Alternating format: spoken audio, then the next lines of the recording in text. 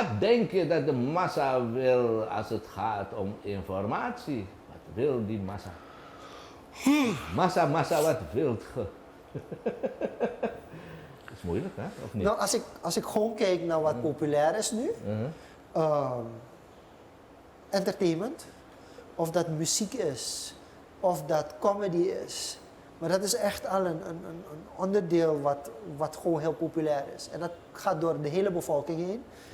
Dus dat sowieso. En men onderschat, men wil vaak als men informatie consumeert, heeft het ook als doel om mensen dichter bij elkaar te brengen. Of om even uit het alledaagse te stappen. Om een beetje relaxen, weet je. Je hebt heel lang gewerkt en vervolgens ga je communicatie krijgen in je vrije tijd.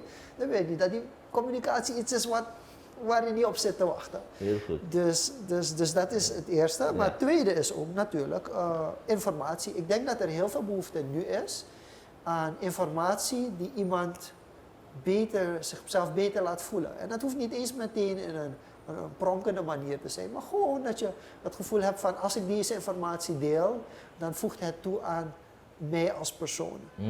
En dat is iets waar wij heel erg mee spelen natuurlijk, vooral in de social media marketingwereld. Dus om bedrijven te overtuigen van luister, je bent niet alleen je product aan het verkopen, je bent niet alleen bekendheid aan je product of aan je bedrijf aan het geven. Het is ook de bedoeling dat men zich kan identificeren met jou.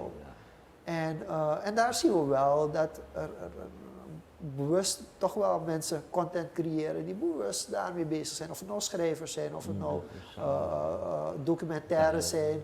Het is toch, blijkt wel toch dat wel een beetje terugkomt erin.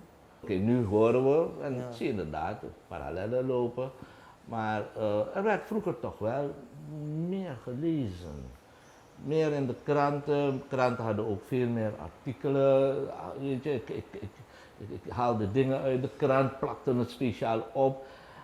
En ja, er werd toch wel meer. En we hadden het gemak van internet niet. Als je informatie moest, ging je in de encyclopedie. Gelukkig had vader één, dan ging je echt opzoeken.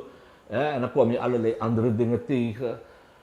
Men wilde toch wel geïnformeerd zijn, maar ook vroeger was het van, het moet een beetje leuk zijn, het moet een beetje aantrekkelijk gebracht worden. Het moet niet te lang en te langdradig en te veel herhalingen. En dat zag je toen al. En het is gebleven, denk ik. De laatste keer dat ik encyclopedie heb aangeraakt was ik een tiener.